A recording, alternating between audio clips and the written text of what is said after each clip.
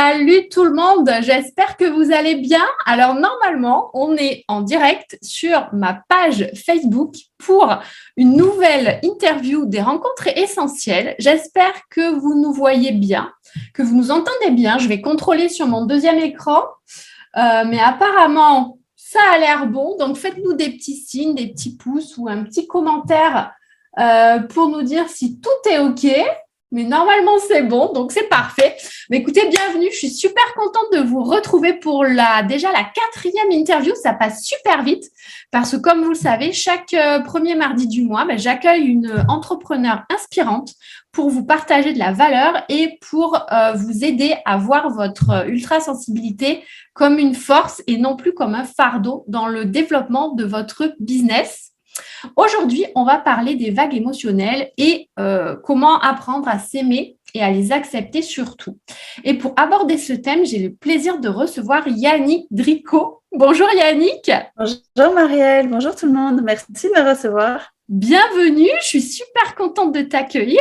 Comment ça va? Moi aussi. Écoute, ça va super bien, je suis ravie d'être là. C'est mon premier live en fait, mon premier live Facebook, donc je suis ravie de le faire avec toi. Ah wow, génial. Excellent, je savais pas, tu vois. Voilà, tu vois. Ah, génial. Donc, je suis hyper heureuse de pouvoir venir partager avec vous comme ça en direct. Donc, merci Marielle pour Mais de rien, c'est un plaisir. Ah, Céline est là. Coucou Céline. Elle nous dit que tout est OK. Donc, c'est parfait. Génial, top. Merci beaucoup.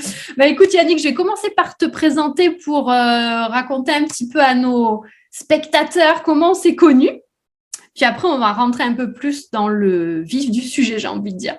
Donc, nous, on s'est connus sur les réseaux, la magie des réseaux, dans le groupe de la fameuse Élodie Florenti. Et du coup, on a assez vite accroché, je crois. Et puis, on a commencé à se suivre, à se donner des nouvelles, à échanger aussi en privé. Et moi, ce qui m'a plu chez toi, c'est que tu as de la douceur, tu es calme et en même temps, on sent qu'il y a une vraie détermination. Et moi, j'aimais bien nos échanges. Donc, du coup, quand j'ai eu l'idée de mettre en place ces interviews, j'ai pensé à toi parce que j'avais envie d'aller un peu plus loin, de faire quelque chose en live en plus. Je me suis dit que ça serait sympa parce que j'ai senti que on avait des choses en commun, enfin des valeurs en commun, donc la bienveillance, l'écoute, l'entraide, le partage. Donc voilà, je me suis dit, ça s'est fait tout naturellement et je t'ai proposé. Et du coup, on est là aujourd'hui, donc je suis super contente de passer ce moment avec toi. Mais moi aussi.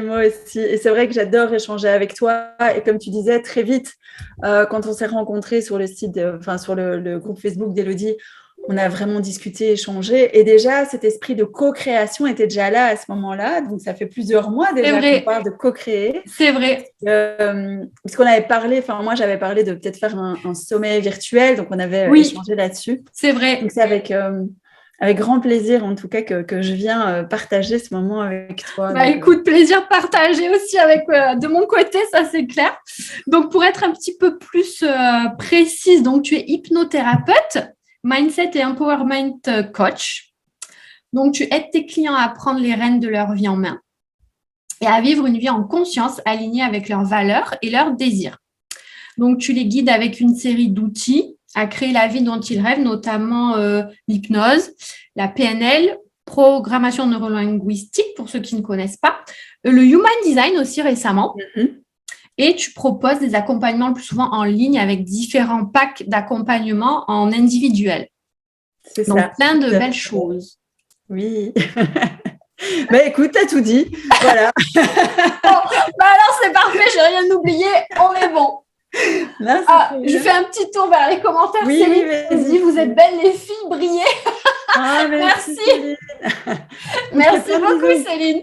Coucou. Écoute, moi j'ai envie de te demander pour la première question. Donc tu vas nous parler des vagues émotionnelles ce soir. Oui. Et pour toi, comment ça s'est passé la première fois en fait que tu as eu une prise de conscience en te disant là je ressens plus que les autres, je suis pas comme les autres. Comment ça s'est manifesté en fait? Alors moi, ça a commencé déjà quand j'étais toute petite. J'étais très à fleur de peau. Quand tu me disais quelque chose, j'allais vite réagir. J'allais peut-être avoir la larme plus facile que d'autres. Et mon entourage me disait tout le temps, mais arrête de prendre les choses autant à cœur. Enfin, prends plus de distance par rapport à ça. Tu dois pas être comme ci ou comme ça. Tu sais, j'étais trop ou pas assez, ce fameux trop. Et oui, c'est Et souvent. donc, déjà petite, j'arrivais pas à trouver ma place et je me disais, bah, en fait, moi, c'est ce que je ressens et je voyais pas ce que les autres voulaient dire par c'est trop ou c'est pas assez. Parce que pour moi, c'était comme ça, tu vois. Donc, Bien quand, sûr. quand tu es un enfant, même quand tu es adulte et que tu ressens quelque chose et qu'on te dit, oui, mais ça, c'est pas bien, ou c'est pas assez ci, ou c'est pas assez ça, ou c'est trop ci, pour toi, c'est chinois, en fait. Tu te dis, bah, voilà, ben, pour moi, c'est comme ça, je connais que ça. Bien sûr, puis c'est surtout un jugement, je pense aussi quand même sur ce qu'on Voilà. ressent, et ça c'est pas très cool. Et c'est vrai que quand on est ultra sensible, oui, on a les sens, les 5 sens à fleur de peau au sens propre, et du Ouais. coup, oui, ça peut aller très haut et aller très bas aussi. Donc, Bien sûr, bien sûr. Et donc, tu vois, j'ai toujours eu, mais comme, bon, quand tu es petit, tu connais pas ce mot jugement, en fait. bien Peut-être sûr. maintenant, parce qu'on est beaucoup plus, tu sais, ouvert, on est plus sur le développement personnel, la parentalité positive. Mais moi, de mon époque, j'ai 41 ans, c'était pas comme ça. Moi, c'était, ah, mes parents ont dit que, alors ça doit être vrai, tu vois, c'est Oui, la vérité, eh quoi. oui, eh oui. Et donc, souvent, je me suis un petit peu jugée, dénigrée, et je comprenais pas trop où était ma place. Et donc, ça a créé un manque de confiance en moi et ça a fait un peu effet boule de neige, quoi. Voilà. Voilà pour répondre. Et est-ce que tu te souviens vraiment d'un déclic peut-être, d'un événement qui a fait que, en particulier ou pas? Dans mon enfance, non. Par contre, plus tard, oui. Plus tard, j'ai des réminiscences, tu sais, avec tes copains ou des choses comme ça. Tu sais, Yannick, elle est fort sensible. Fais attention, ne lui dis pas ça parce que sinon, ça va pas aller. Enfin, tu vois, c'était un peu Ouais. ça. Tu sais, l'adolescence, là, où tu es avec tes copains et puis tout le monde aime bien se critiquer à cette époque-là. Pareil, t'es trop ci, t'es pas assez ça. Enfin, un coup, t'es trop blonde, un coup, t'es trop grosse, un coup, t'es trop mince, un coup, t'es trop sensible. Enfin, t'es toujours trop ou t'es pas assez. Et donc, c'est à ce moment-là, tu vois, que je me suis. Ça a été encore plus marquant. C'était plutôt à cette époque-là. Et puis, sinon aussi, un jour, et je pense à ça, c'était pas du tout prévu que je partage ça. Mais C'est pas voilà, grave, vas-y, on est c'est là la pour magie ça. du direct. Exactement, exactement. Tu sais, j'avais demandé, lors d'une thérapie que j'avais fait, j'avais demandé à mes proches d'écrire un courrier sur moi, c'était pour reprendre plus confiance en moi, etc., et voir un peu quelles étaient mes qualités. Mhm. Et donc, j'avais demandé à mes proches d'écrire un courrier sur moi, tout ce qu'ils voulaient. Et je me souviens que ma maman, désolée maman si tu m'entends, c'est pas une critique, hein, je t'aime fort, mais elle avait dit, Yannick, elle est trop sensible. Voilà, Ah. elle est trop. C'est Mm. trop. Elle est trop sensible, elle prend trop les choses pour elle, elle prend trop les choses à cœur. Mm. Ça, c'est ce qu'on entend souvent quand on Ouais. est ultra sensible. Mm. Ouais. Donc voilà, ça c'est quelque chose qui m'a marqué vraiment. C'est Ah, ce j'imagine. courrier où voilà. J'imagine que ça a pas dû être évident à encaisser, entre guillemets. Mais tu te demandes toujours si t'es comme tout le monde en fait, tu vois, tu as souvent envie de rentrer dans le moule, hein. On Oh t'apprend oui, ça, à rentrer dans le moule, à être comme tout le monde, et si t'es différent, c'est pas bien. c'est Et ça. donc là, ça prenait encore, bah voilà, là, il y a encore une différence. Donc c'est de nouveau pas bien, tu vois. Eh Alors qu'en oui, fait, c'est ça qui est bien. C'est justement la différence qui est géniale. C'est ça qu'il faut cultiver. c'est exactement ça. Mais moi, c'est exactement ce que je fais avec mes coachings. C'est-à-dire que voilà, les hypersensibles ou ultra sensibles, on peut les nommer un peu comme on a envie. C'est L'hypersensibilité, c'est pas une maladie, c'est pas une tare. Moi, je le répète, je le dis, je le redis encore et encore. Clairement. Parce que voilà, on a souvent l'impression qu'il y a des espèces de choses négatives qui sont autour de ça, des préjugés. Comme tu as dit, on est trop sensible, on pleure pour un rien, on prend trop les choses à cœur et blablabla et blablabla. On l'a entendu souvent. Moi, la première et je suis pas la dernière, certainement. Et moi, j'ai envie de sublimer ça, enfin voilà, oui, sublimer, d'arrêter de penser en hypersensibilité de façon négative, de la voir comme un fardeau, comme j'ai dit au Mhm. début, tu vois. Mhm. Et c'est exactement ce que tu dis qu'au départ, je pense qu'on a toutes et tous ressenti un peu ce décalage entre la normalité, j'aime pas ce mot, mais entre les autres, on va dire, et nous. Et on ne savait pas pourquoi ni comment ça se faisait, mais on sentait bien que il y avait un décalage. Voilà, il y avait quelque chose. Tu fites pas dans le bazar. Eh ben moi, pour ceux qui nous écoutent, ne fitez jamais dans une boîte. Jamais. Sortez du lot.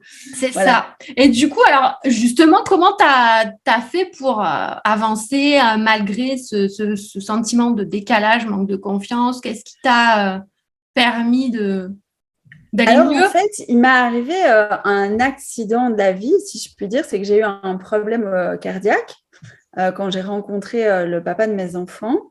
J'ai eu un problème au cœur et je me suis retrouvée aux soins intensifs et le médecin m'a dit, alors rien de grave, je vous rassure, ça a été, mais le médecin m'a dit, bon, maintenant, il faut que tu arrives à canaliser ton stress, en fait. Il faut que tu fasses quelque chose parce que tu es trop stressée et ça se répercute vraiment sur ton corps, quoi. Et il faut que tu arrives vraiment à canaliser ça. Et donc, du coup, il m'a poussée à faire du yoga. Alors, j'ai essayé, j'ai détesté, mais vraiment, j'ai détesté littéralement ce cours. Ça ne m'a pas plu du tout. Et alors, pour ceux qui ne connaissent pas mon parcours, vous allez être étonnés parce que quelques années plus tard, je suis tombée enceinte de mon petit garçon qui a aujourd'hui 10 ans. Et là, je me suis dit, tiens, qu'est-ce que je pourrais faire comme sport? Moi, j'étais toujours dans du sport, tu sais, où il fallait se défouler, décharger ses batteries. Je faisais du spinning, genre 4 fois par semaine. Enfin, tu vois, j'étais vraiment toujours en extrême. Ah oui. Voilà, on y allait, on respectait pas du tout ses limites, on y allait. Il faut décharger son stress, on va faire du cardio, tu vois. Pas du tout en alignement avec qui je suis et je vais l'expliquer plus tard. Mais donc, du coup, je suis tombée enceinte de mon petit garçon et je me suis dit, tiens, qu'est-ce que je pourrais faire comme sport qui respecterait autant ma grossesse que… Et j'ai été tester un cours de yoga prénatal. Et là, ça a été genre la révélation de ma vie. La prof était juste exceptionnelle avec plein de douceur, de bienveillance, etc. Et là, je me suis rendu compte que tu pouvais canaliser ton stress, tes émotions, plein de choses à travers des méthodes complètement différentes que du cardio ou de la Zumba. Enfin, tu vois, d'être toujours dans l'extrême, mais plutôt revenir à l'intérieur. Des méthodes un peu plus douces, quoi. Ouais. C'est juste accueillir, en fait, accueillir ce qui est et prendre conscience aussi des choses. Et donc, voilà, je suis tombée un peu comme Obélix dans la marmite, tu vois. J'ai fait, je crois, 1 mois de cours de yoga, c'était toutes les semaines. J'ai fait, OK, bah c'est bon, c'est ça que je veux faire, en fait. Et donc là, j'ai empilé avec 4 ans de formation. Ah, waouh, OK. Voilà. Donc j'ai accouché parce que je n'avais pas commencé la formation enceinte. J'ai accouché. Je crois que mon petit garçon avait 2 mois. Je me suis fait, OK, quelle formation je pourrais faire? Donc, ma prof de yoga prénatal donnait aussi des cours de yoga classiques. Donc, j'ai continué avec elle. Ça a été ma prof et ma mentor pendant des années. Génial. Et puis, j'ai fait une formation avec quelqu'un d'autre qu'elle m'avait conseillé. Pendant 4 ans, je me suis spécialisée aussi en yoga, yoga prénatal et en méditation. Et donc, à travers ça, je me suis rendu compte qu'en fait, j'étais totalement normale et qu'il y avait plein de gens comme moi, en fait, qui ressentaient des vagues émotionnelles. Et du coup, là, ça a été le déclic en me disant, waouh, il y a moyen de gérer ça, quoi. Ça, c'est top. Mais est-ce que tu avais mis un mot sur l'hypersensibilité ou pas forcément? Non, pas du tout. Pas du tout, parce qu'on n'en parlait pas beaucoup aussi à cette époque-là. C'est vrai.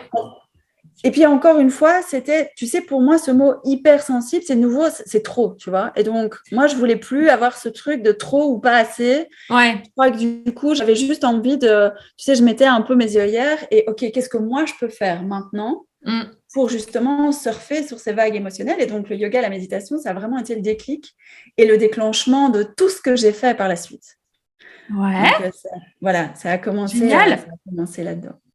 Et du coup, comment ça t'a amené vers où le yoga, la méditation, le développement personnel, tout ça? Qu'est-ce que ça t'a apporté? Voilà, ça m'a ouvert une porte sur le développement personnel. Et là, je me suis rendu compte qu'il y avait tout un monde à côté du monde dans lequel on évolue tous les jours, tu vois. Je me suis reconnectée avec la spiritualité, je me suis reconnectée avec mes ressentis, avec mon corps, parce que pour moi, mon corps, c'est mon pire ennemi. Je ressentais trop d'émotions, j'étais pas assez, tu vois, donc du coup, mon corps, moi, je l'aimais pas, je le détestais. Et donc là, ça m'a vraiment réconciliée avec mon corps. Et c'est là aussi que je me suis dit, tes émotions, elles te définissent pas. Elles sont là, mais elles ne te définissent pas. Ça, c'est aussi quelque chose qui est très important à comprendre. C'est que quand on ressent comme ça des vagues émotionnelles, il faut être conscient dans quel pic tu es. Tu vois, comme tu disais tout à l'heure, on peut être très haut, on peut être très bas. Mais entre les deux, il y a la clarté émotionnelle. C'est comme la mer, tu vois, à un moment donné, elle bouge un peu, mais elle est calme. Et donc, c'est avoir justement cette période d'observation et de se dire, OK, là, je suis dans une vague émotionnelle très haute ou très basse, et d'avoir ce regard, tu vois. Le développement personnel m'a permis justement de me détacher de ça et dire, OK, là, je suis dans un pic haut, là, je suis dans un pic bas. Et tu le disais tout à l'heure, j'ai fait d'autres choses, hein, puisque après avoir enseigné le yoga, j'ai eu mon ex-mari m'a quittée, voilà. Donc je suis passée par une phase de dépression, clairement, de pas bien. Et puis juste après, j'ai fait un burn-out, donc ça a été assez difficile. Et là, je me suis rendu compte que de nouveau, je m'étais redéconnectée de mon corps, puisque comme j'étais seule avec mes enfants, il fallait, tu sais, il faut gérer. Tu remets ta cape de superwoman, t'y vas. Plus le temps pour du yoga, plus le temps pour... et donc là, pareil, tu vois, t'écoutes pas et tu te laisses envahir et le stress, les émotions, tout, tu sais plus faire la distinction de quoi que ce soit et tu arrives à cette phase de burn-out où, en fait, là, tu es obligé de t'arrêter parce que ton corps fonctionne plus. Exactement. Mais c'est intéressant le lien que tu fais entre le corps et les émotions parce qu'on a souvent, effectivement, comme tu l'as dit, tendance à ne pas l'écouter, notre corps. Et c'est une erreur, c'est dommage parce qu'il nous donne aussi des messages, tout comme les émotions. Bien sûr. Et c'est super intéressant de voir qu'avec le yoga, la méditation ou d'autres outils que vous préférez, après chacun s'adapte, bien sûr, crée en fait sa propre méthode, on va dire, qui lui convient. Et c'est ça qui est super intéressant. Et donc du coup, par rapport à après ta phase, ou pendant, je ne sais pas, ta phase burn-out, dépression, comment tu as fait pour te reconnecter du coup à ton corps et à tes émotions? Alors du coup, là, je me suis dit, c'est bon, il faut réécouter, comme tu le disais, réécouter les signes de mon corps. Donc, le truc, ça a été vraiment une phase où j'ai juste accueilli, clairement. Ça, c'est super important. J'ai pas fait autre chose, j'ai accueilli. Et j'ai écouté ce que mon corps avait à dire.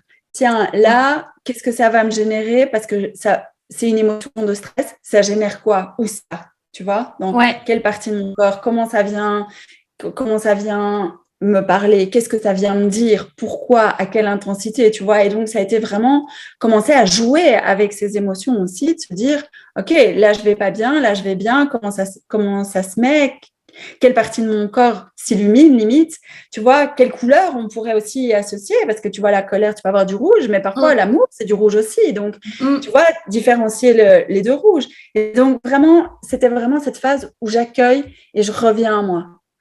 Et ça, là, c'est super important. Plus jamais, je ne veux me séparer de mon corps. Ça, c'était fini. Je me suis fait cette promesse de je ne me séparerai plus et voilà. Et maintenant, on va tout changer, quoi. Et donc, j'étais plus dans ces il faut, ou alors oui, mais plutôt il faut que je guérisse, tu vois. Ouais, c'est plus la même. Voilà. C'est plus la même optique. C'est ça. Et donc, c'était pour moi, quoi qu'il arrive, je vais m'en sortir. Et donc là, j'avais déjà fait l'hypnose auparavant, je me suis formée à l'hypnose, je me suis formée à la PNL, je me suis formée au coaching, et maintenant, je viens de me former au Human Design. Et alors, le Human Design, c'est venu clôturer un peu la boucle du truc, parce qu'en fait, c'est venu me dire que moi, donc je suis projecteur, c'est mon type énergétique, mais à côté de ça, j'ai mon autorité. Et mon autorité, c'est une autorité émotionnelle. Et donc là, ça venait dire, encore une fois, waouh, ça y est, je suis pas folle. Il y a des autres gens comme moi, tu vois. Oui, il y a des autres gens qui vivent ça. Et donc là, ça a été vraiment aussi, ça mettait des mots sur ce que je ressentais. Tu as ces vagues, tu dois prendre tes décisions quand justement tu es dans cette clarté, quand tu n'es plus dans ces vagues émotionnelles. Et c'est 50% de la population qui est comme ça. Et là aussi, ça te fait comprendre qu'en fait, c'est OK. Et souvent, maintenant, on entend as tout un espèce de paradoxe avec la gestion des émotions où tout le monde dit oui, il faut arrêter de gérer ses émotions, comme si le fait de gérer ses émotions était les nier, tu vois. Et pour moi, la gestion des émotions, c'est vraiment pas ça. Mais je sais pas si tu as vu, je sais pas si tu as suivi, il y a eu pas mal de tollés comme ça sur les réseaux où ils disaient non, faut arrêter la gestion des émotions, arrêter de parler de la gestion des émotions. Non, moi je continuerai à le dire parce que pour moi, la gestion de ces émotions, ce n'est pas les nier, c'est arriver à fonctionner même avec ces pics émotionnels. Exactement, ouais, tout à fait. Ben, moi, j'entends la même chose que toi.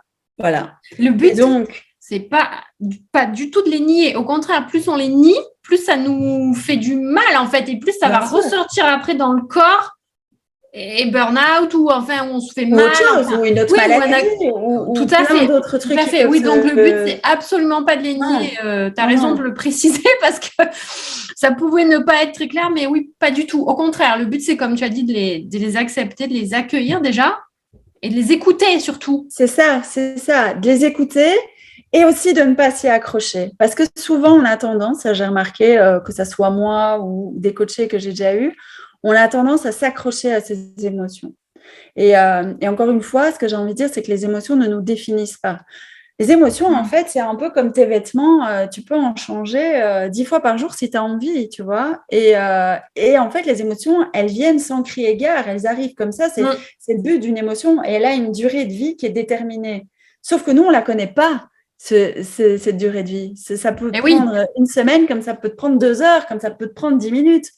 Donc, au plus tu vas t'y accrocher, au plus tu vas ressasser ça, au plus elle va rester accrochée à tes basques. Et là, c'est ça qui est justement parfois difficile à avoir cette perception, tu vois, de se dire, OK, je l'accueille, je la regarde, j'écoute ce qu'elle a à me dire, mais en même temps, je la laisse partir.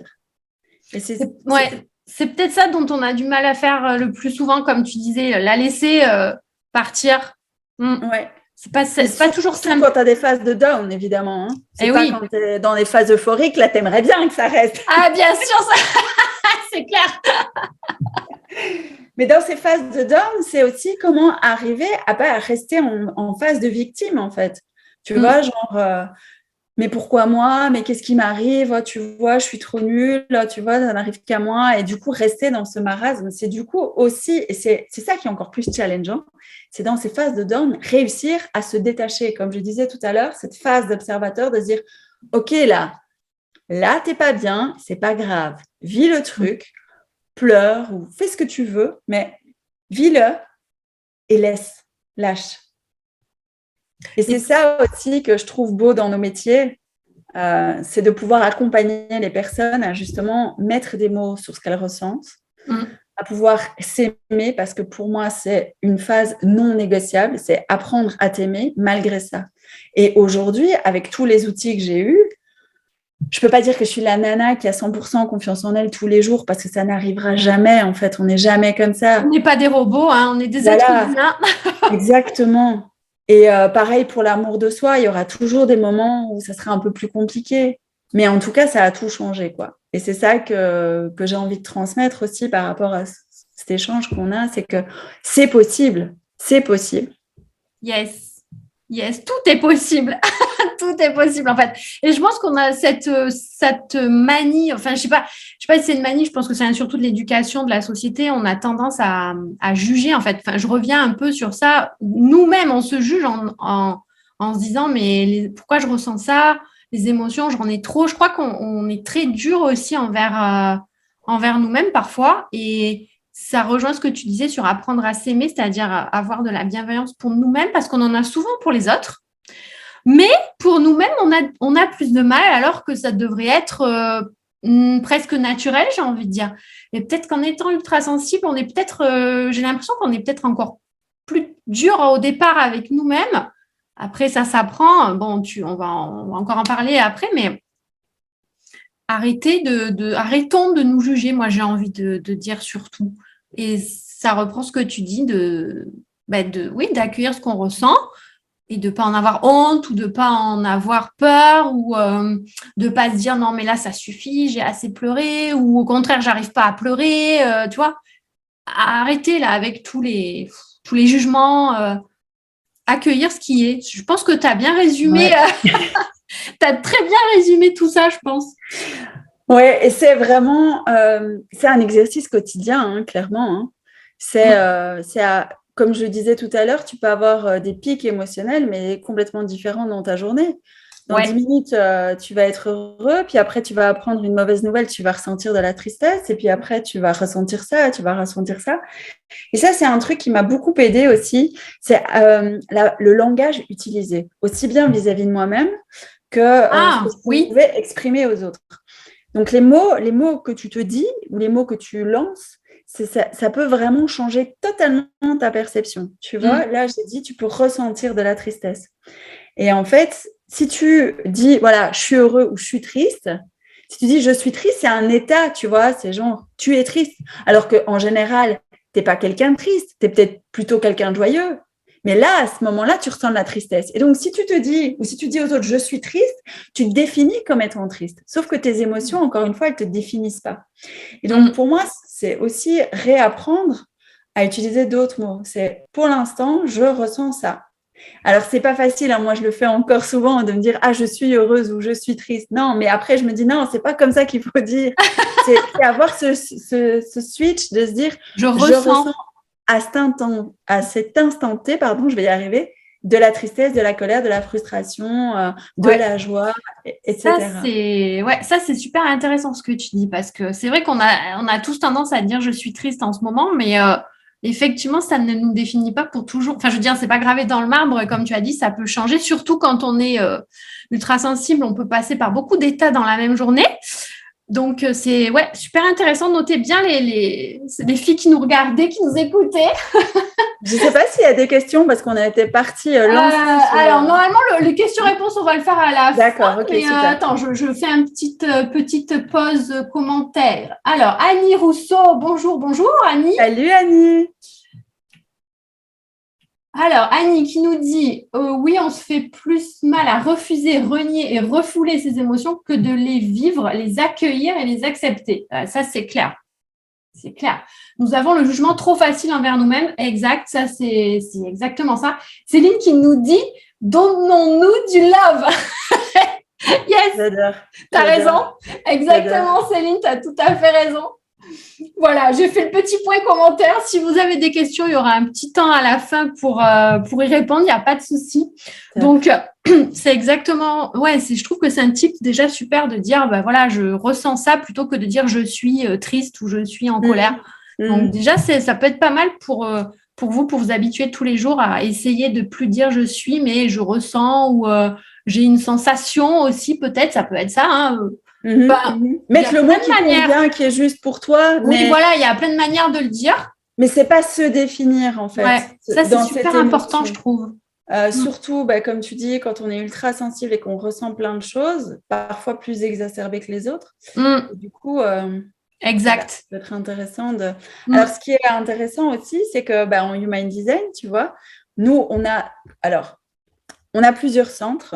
Oui. Tu connais un peu le Human Design. Je connais un peu, ouais. Nous écoute, d'ailleurs, le peu que j'ai vu, j'ai kiffé. Je pense que je vais aller me faire ma charte parce que j'ai kiffé, moi. Le peu que j'ai essayé de déchiffrer, moi, toute seule, en autodidacte, c'est tellement touffu, mais c'est génial. Moi, j'ai adoré. En fait, ce qui est génial avec cet outil, c'est que ça te permet, donc ça donne, pour ceux qui nous écoutent, ton mode d'emploi, en fait, la carte à ta naissance. Ouais. Après, sont venus se greffer plein de choses comme les conditionnements, ton éducation, ton expérience personnelle. Et donc, parfois, tu peux ne pas te reconnaître dans ce que tu reçois parce que, justement, il y a des choses que tu as refoulées ou des choses où tu t'es dit, par exemple, pour les émotions, où tu te dis, non, en fait, moi, comme je suis trop, je vais me couper de ça, c'est fini, je ne veux plus rien sentir. Et donc, tu pourrais vraiment venir mettre des filtres, des masques là-dessus. Mais ce que je voulais dire aussi, c'est que donc, c'est 50% de la population qui sont émotionnels, qui ressentent des vagues émotionnelles, donc qui ont le plexus solaire qui est défini, mais pour ceux qui vont regarder, parfois, tu as le plexus solaire qui n'est pas défini. Donc, il est blanc, il est ouvert. Et donc, ces personnes, en contact de personnes comme moi ou comme toi, je ne connais pas ta charte, mais peut-être, émotionnelle, du coup, les personnes qui se sentent ouvertes vont absorber encore plus. Tu vois ? Ils vont prendre chez nous, mais ils vont l'amplifier. Donc, en fait, tout le monde peut être touché par ces vagues émotionnelles. Il ne faut pas être ultra sensible, il ne faut pas être d'une autorité émotionnelle en Human Design pour avoir justement ces pics émotionnels. Et justement, pour quelqu'un qui n'a pas l'habitude d'avoir ça, qui est en contact avec quelqu'un et qui va vraiment être encore plus, tu vois, exacerbé parce qu'il n'a pas l'habitude, ça peut être perturbant de se dire, oui, qu'est-ce qui se passe ici? Pourquoi je ressens autant de trucs? Et donc, les tips que je voulais donner sont déjà, je ne sais pas si tu as envie qu'on parle des tips que je pourrais... Oui, bien sûr, vas-y, pas de souci. Alors, c'est déjà, le premier truc, c'est vraiment accueillir et être doux avec soi-même et se faire, OK, là maintenant, je me pose 5 minutes et je regarde et j'accueille. Et reprendre donc, comme je disais, cette place de l'observateur. Et justement, définir ce qui se passe, mais dans les faits et pas exagérer, tu vois, c'est vraiment dans les faits. Voilà, il s'est passé ça, je ressens ça, pour ça, voilà, point. Et si tu as envie d'en parler avec quelqu'un d'autre, moi, je conseille toujours de le dire, parce que c'est vrai que sortir les choses, c'est super important parce que ça ne vient pas se cristalliser. Tu n'es pas obligé de le dire à quelqu'un d'autre, tu peux le dire à haute voix ou tu peux l'écrire si c'est ta façon de... Bien sûr. Et de faire sortir les choses. Ouais. Et si tu le dis à quelqu'un, essayez de ne pas aller le dire partout, parce qu'au plus tu vas le répéter, parce que tout ce que tu répètes va venir ancrer encore plus l'émotion. Et oui. Et donc, du coup, ça va créer une émotion forte. Et du coup, là, pour t'en débarrasser, ça va être compliqué parce que ça pourrait créer un ancrage, quoi. Tu vois, et oui. Donc, ça, on n'a pas envie. Donc, c'est vraiment mettre des mots clairs, sans exagérer, prendre de la distance. Et alors après, c'est se dire, OK, cette émotion, elle est là, mais c'est pas pour ça que je suis obligée de rester dedans. Je peux faire d'autres choses. Tu vois, tu peux très bien continuer ta journée, tu peux très bien, continuer ta journée comme si cette émotion n'était pas là. C'est pas la nier, c'est l'accueillir, tu l'as écoutée, mais maintenant, tu vas faire autre chose. Et donc là, c'est vraiment bouger son énergie. Donc, ça pourrait être très bien changer d'environnement, ou alors faire du sport, danser. Moi, ça, c'est un truc que j'adore. Tu sais, quand tu es dans une émotion un peu bad mood, bad vibes, moi, je mets de la musique que j'adore et là, tu vois, je danse un peu comme si personne ne me regardait. C'est un peu le cas. Et du coup, tout de suite, tu vois, ton énergie, elle change. Et oui. Et là, tu dis aussi à l'émotion, OK, je te laisse la place pour partir si tu veux. Ouais, et ça, c'est super important, ça. De changer son état, tu vois, changer sa posture. Et pareil, aussi changer sa posture. Tu as déjà vu quelqu'un qui était triste et qui se tenait, tu vois, bien droit, avec un beau sourire, le plexus bien ouvert? Non, c'est pas possible. Tu peux pas être pas bien quand tu accueilles comme ça. Et à contrario, quand tu es replié sur toi-même et que tu es un peu tout chiffonné comme ça, tu as plus tendance à être, pas très, très bien. Donc, observer aussi sa posture, ça peut être un bon moyen de justement changer l'énergie. Ouais. Parce que tout le monde ne peut pas danser dans son bureau. Encore que, tu sais. Encore que, soyons fous, voilà. Mais donc, trouver aussi le truc qui nous plaît. C'est ce que j'allais dire. C'est ce que j'allais dire. Voilà, moi, je donne des infos comme ça. Tu peux très bien faire des jumping jacks, tu peux très bien courir, tu peux très bien, si tu es dans un bureau, faire le tour du bloc. Enfin, c'est juste changer. Trouver votre manière d'essayer de switcher l'énergie, quoi, en fait. Ça peut être, comme tu as dit, la danse, changer de pièce, marcher, méditer, pourquoi pas, si on peut. Oui. Voilà. Trouvez votre truc et puis faites-le. Et je pense que ça fait... C'est super important parce que c'est vrai que quand on est dans des énergies, enfin, dans des émotions, on va dire, basses, on a souvent tendance à y rester, à se noyer dedans. On n'arrive pas toujours à essayer de switcher, même si, bon, ça peut prendre un petit peu de temps, mais ça, c'est pas grave. Et ça, c'est super important. Donc, merci pour ces petits tips. Écoute, avec plaisir. Et alors, un dernier tips, et là, c'est faisable n'importe où, n'importe quand. Et c'est un de mes préférés, c'est la respiration. La respiration, on sous-estime ça, en fait. Mais la respiration, c'est vraiment ton allié de tout le temps, qui peut t'aider, quelle que soit l'émotion que tu ressens. C'est clair. Et du coup... tu sais, nous, en yoga, quand on a appris ça, les orientaux disaient qu'on respire juste pour pas mourir, en fait. Tu vois, on respire juste ce qu'il faut. Les poumons, on les gonfle jamais à bloc, alors que justement, en yoga, tu vois, on va t'apprendre comment respirer. Et en fait, tu te rends compte que tu respires mais tellement mal tous les jours. J'en ai fait un peu du yoga il y a longtemps, j'en avais fait un an ou deux et ça m'avait vachement plu les exercices de respiration. On le faisait à la fin. Et ouais, pour moi, ça m'avait bien Ça peut calmé en changer fait. toute ta journée, en fait, hein, la Ouais. respiration. Et Tu c'est te tout poses con. Et c'est 5 tout con. Et minutes. c'est tout simple et c'est gratuit, hein, les Voilà, filles. c'est Donc, ça, c'est ça. profitez-en. Et Donc, alors, tu es partante là pour nous faire un petit exo de respiration? ben justement, oui. Alors, c'est un exercice tout simple. Alors, Super. je vous invite, du coup, décroiser les bras. Je ne sais pas si vous êtes assise. Marielle, tu es assise sur une chaise. On Oui. va partir du principe que tout le monde est assis sur une chaise. Bien mettre les pieds à plat. Si tu as des chaussures, tu peux les enlever parce que du coup, tu as le contact du sol sur la plante des pieds, c'est mieux. Ouais. Et alors, vraiment, décroiser les jambes. Ça, c'est super important. Alors, les mains, comme tu le souhaites. Moi, en général, je les pose sur les genoux, tu vois, vraiment détendu. Et alors, ce qu'on va faire, c'est imaginer qu'on a un fil de marionnette au sommet du crâne pour vraiment venir bien, bien droit, dans la nuque dans le prolongement de la colonne vertébrale. On détend bien les épaules et on peut rentrer légèrement le menton. Alors, je vous invite à, quand vous le faites, fermer les yeux. Et on va vraiment juste inspirer par le nez et on va imaginer, en fait, l'air qui va venir rentrer par les narines, descendre jusqu'aux poumons, gonfler les poumons. On peut même visualiser peut-être le diaphragme qui vient redescendre au contact des poumons qui se gonflent et expirer. Alors pour l'instant, on se concentre uniquement sur l'inspiration, on visualise vraiment bien ça. On peut y ajouter une couleur pour visualiser la couleur de votre choix.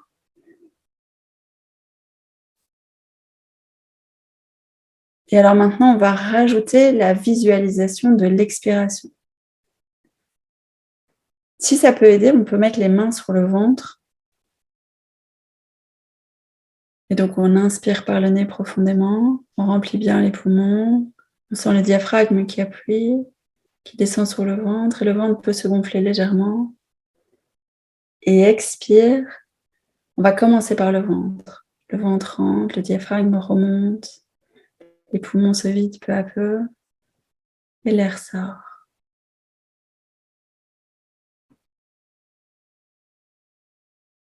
On le fait quelques fois, sans essayer d'altérer la vitesse de la respiration. C'est vraiment juste prendre conscience de sa respiration.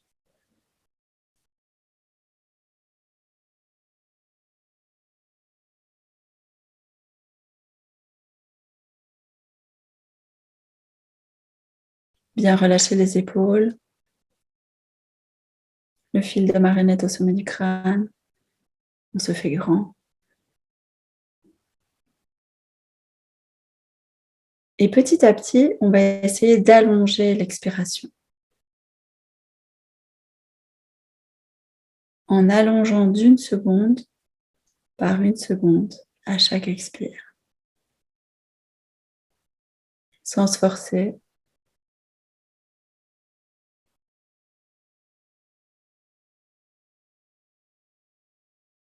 Au plus on va favoriser une longue expiration, au plus on va amener de la détente.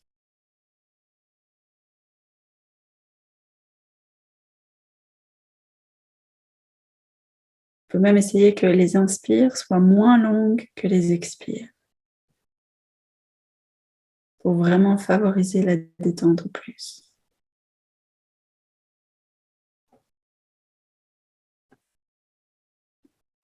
Toujours visualiser la couleur.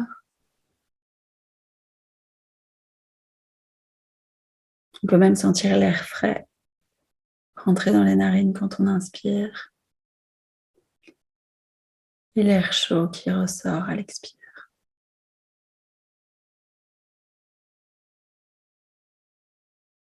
On va encore faire l'exercice une fois avec une longue expiration.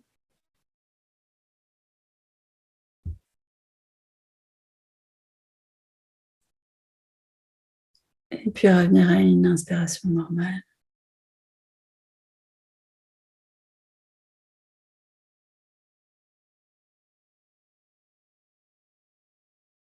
Et quand tu seras prête, Marielle, tu peux ouvrir les yeux.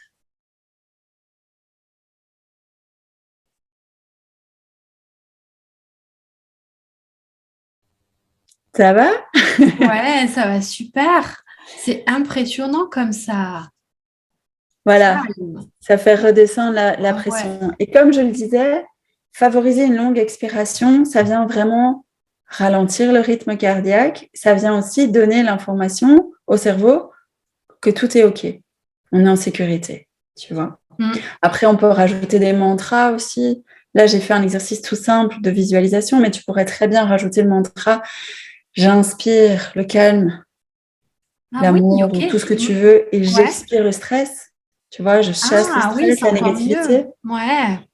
Ça pourrait être intéressant aussi. Tu peux Ouais. visualiser, tu vois, que ce soit par une couleur, un mot ou ce qui résonne pour toi, c'est vraiment visualiser que là, OK, c'est bon, tout va bien et je chasse toute la négativité. Ça, c'est intéressant. Et alors, souvent, tu sais, quand on fait des exercices de respiration, on te demande de bloquer quand tu inspires.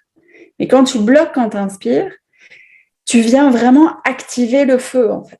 Et donc là, tu viens justement te donner encore plus d'énergie. Donc, si tu es dans une phase où tu n'es pas bien, où tu es stressé, où tu es angoissé, il faut justement pas bloquer à ce moment-là, il faut vraiment favoriser les expires. Ok, super. Vraiment, au plus tu favorises l'expire, au plus tu vas dire à ton cerveau, tout va bien, je suis en sécurité, je suis calme, et tu vas ralentir ton rythme cardiaque. Au plus tu vas être dans Ok. des inspires profondes, tu sais, où tu vas rester avec les poumons pleins, etc., au plus tu vas justement faire monter la pression sanguine et ton cœur va pomper plus, et donc du coup, tu vas avoir plus d'énergie. Donc c'est Ok. un super bon exercice aussi à faire quand tu sens que tu es un peu, voilà, tu es un peu pas bien et que tu as besoin justement d'un petit regain. C'est Ouais. favoriser vraiment les inspires. Oui, c'est ça, les inspires. Ok. Ah ben tu vois, c'est génial, ça je savais pas. Donc les inspires, c'est plutôt quand on a besoin de boost. Enfin, inspire longue, c'est plutôt Oui, quand on a besoin de boost, hein, oui, c'est ça. Et les expire longues, c'est justement pour oui, sortir tout le négatif, pour se calmer le oui, corps en fait et l'esprit du coup. c'est ça, c'est ça. Super. Et du coup, tu calmes ton rythme cardiaque et tout ton corps, Et tu dis, oui, ah, tout tout va va bien. bien. Ouais. C'est cool. Ah bah écoute, super, c'était cool, mais déjà ça m'a, enfin moi en tout cas ça m'a fait redescendre quasi, ouais, c'est génial, franchement. Et du coup, tu conseillerais de le faire à quel rythme? Alors, moi, je pars du principe que respirer, c'est un exercice qu'on peut faire quoi qu'on ressente. Même si on se sent bien, il faut le faire pour s'entraîner justement à avoir, tu sais, aussi cette notion de tiens, comment j'inspire, comment j'expire. Vraiment juste reprendre contact avec sa respiration. S'observer, comme on disait Voilà, aussi. comment ça se pose. Il y a des jours où, tu sais, tu viens et ça va pas. Ta respiration, elle est très, très courte. Ou parfois, elle est plus longue. Ça dépend aussi de ton état de fatigue. Ça dépend de Et plein de oui, choses, de ce que tu et as oui. mangé, de ce que tu as fait comme sport, etc. Et Mm. donc, d'avoir justement juste, c'est déjà cette habitude de respirer tous les jours. Voilà, Ouais, avec bienveillance, et sans jugement, juste de se poser, de respirer, de fermer les yeux. Moi, je conseille de faire ça au moins matin, midi, soir, tu vois. ok, Euh, super. ça prend 2 minutes, hein. Ça n'a pas pris longtemps. Ah Tu ouais, fais ouais, ça deux c'est minutes. génial. Ouais, c'est top. Et déjà ça, tu vas voir que déjà, tu as une perception différente pour plein de choses et ça va donner d'autres informations à ton cerveau. Et alors après, c'est un exercice voilà, que je conseille de faire les yeux fermés parce que plus d'intériorité. Par contre, tu peux très bien le faire au volant de ta voiture. Le nombre de fois que moi, j'ai pas, tu sais, je me suis Ah, pas retrouvée dans un embouteillage. Je me suis dit, OK, bah là, j'inspire, j'expire. pas Autant bête. allier les deux, tu Bah vois. oui, Tu oui, as pas les yeux ouverts bête. là, c'est mieux. Oui, c'est mieux quand même quand on conduit, mais Mais voilà, tu peux associer deux trucs. Et alors, un petit truc aussi que je donnais à mes participantes de yoga, je leur disais, vous mettez des post-it dans les armoires, tu sais, genre les armoires à cochonnerie ou quoi, tu te mets un post-it, respire. Tu te poses 2 minutes, tu respires. excellent, Ou tu vois, tu te mets des post-it dans les trucs où tu sais que tu vas aller, ton armoire de salle de bain, excellent. l'armoire de téléphone. Trop fort, les post-it, c'est pas mal ça. Ah oui, Puis en plus, il y a une chanson, je crois, qui s'appelle Respire. Il faut que tu respires. Je sais plus de qui c'est, oui, mais ça me dit quelque chose. oui, Vous ça irez me dit voir quelque sur chose. YouTube. Mais donc voilà, c'est ça, c'est s'il y a un des trucs vraiment que je conseille, c'est la respiration. Et Ok. là, ça va déjà ouvrir la porte sur plein de choses. Et puis, bah oui, les autres petits tips que j'ai donnés. Après, c'est pour des personnes, voilà, Pas qu'ils sont dans des phases de burn-out ou de dépression, hein, on s'entend. Hein. Oui, bien sûr. Là, il faut une aide spécifique et psychologique, bien sûr. À côté, bien sûr, oui. Voilà. Mais là, on n'est pas dans ce cadre-là. Hein, donc... Non, mais je préfère toujours le dire. Oui, non, mais tu fais bien de le préciser. La respiration, ça ne guérit pas tout. Voilà, hein, on est bien clair, les filles. Il n'y a pas de souci avec ça. Mais quand on est stressé ou pas bien, ça peut nous aider à faire rebaisser la pression et ça fait toujours du bien. Moi, voilà, c'est ça, c'est jamais perdu. Donc, exactement. Et comme tu as dit, on peut le faire tous les jours, dans la voiture, les yeux ouverts, bien sûr. Ailleurs, les yeux fermés, dans la nature. Si vous allez manger dehors, si vous bossez, que vous allez manger dehors, par exemple, ça peut être sympa de se reconnecter à vous, avec la nature autour. Enfin, moi, je dis ça parce que je kiffe. J'aime beaucoup la nature, donc ça peut être sympa si ça vous plaît. Enfin, après, voilà, vous trouverez votre petite façon à vous. Mais merci en tout cas pour l'exercice de la respiration. C'était super sympa. Alors, du coup, est-ce que tu as d'autres tips à nous partager pour le quotidien? Mais moi, ce que j'ai envie de dire, c'est vraiment trouver une façon propre à soi de laisser partir, de lâcher prise par rapport à l'émotion. C'est qu'est-ce qui te convient à toi, qu'est-ce qui te ferait plaisir, que ça soit, comme je l'ai dit tout à l'heure, le sport, la danse. Manger une glace. Oui, voilà. Mais c'est vraiment trouver son exutoire, entre guillemets, tu vois, pour... voilà. Et puis aussi voir l'émotion, qu'elle soit négative ou positive, comme une amie, en fait. Et donc, d'être bienveillant par rapport à l'émotion et dire, tu vois, limite, salut, ça va? Qu'est-ce que tu viens de dire dialoguer avec elle. Avoir un dialoguer avec. Ça aussi, c'est un chouette tip. Plutôt que de la voir, non, ça y est, elle est encore là, tu vois. J'ai pas envie de la voir. Et aussi, tu sais, on a tendance à vouloir vivre que des émotions positives. Et oui. Et en fait, les émotions négatives, ça fait aussi partie de la vie. Ça fait aussi partie du jeu. C'est clair. Et c'est ça, comme tu disais très justement tout à l'heure, c'est ça qui montre qu'on est humain. C'est qu'on ressent des choses. Et on n'est pas des robots, ni des ordinateurs. Donc, plus on va ressentir, c'est limite se dire, chouette, je ressens un truc. Je suis vivant, quoi. C'est ce qui nous relie, je pense, aussi de tous les êtres humains, parce qu'on est tous pareils, on ressent tous des émotions. Donc, c'est ce qui nous relie finalement. Parce que si on ne ressentait pas d'émotions, on ne serait pas des êtres humains. Donc c'est vraiment raison de plus pour l'accueillir, et l'accepter et ne pas les renier, les refouler. Alors, bon, c'est facile à dire, c'est moins facile à faire, mais ça s'apprend. Et justement, là, aujourd'hui, on échange avec Yannick pour vous apporter des petites clés qui pourront peut-être vous faire des déclics et puis après vous mettre, par exemple, à la respiration ou à toute autre chose qui pourra vous aider. Écoute, Yannick, pour terminer, j'ai envie de te demander pour synthétiser un petit peu tout ce qu'on a dit, ce serait quoi pour toi le meilleur conseil que tu donnerais à une personne qui a souvent des vagues émotionnelles? Si on devait retenir vraiment une seule chose, ce serait laquelle? Mais moi, j'aime bien cette idée de l'accueillir comme une amie avec bienveillance, tu vois, qu'elle soit haute ou basse, de se dire « salut, qu'est-ce que tu viens me dire aujourd'hui ?» Comme si tu parlais avec ta meilleure copine. Et lui faire « et la reconnaître, en fait. » Et donc, c'est vraiment changer ta vision par rapport à ça. C'est changer ta vision par rapport à tes émotions, au même titre que changer ton langage par rapport à ça. Oui, ça c'est super important aussi, ne pas dire je suis triste, mais je le sens. Voilà, c'est vraiment deux choses où je me dis. Après, pour moi, tous les conseils sont bons parce que c'est le mix de tout. Tu vois, il n'y a pas un plus que l'autre. Oui, c'est ce qu'on disait tout à l'heure, à nous après de trouver notre potion, j'allais dire potion magique. Oui, mais vraiment.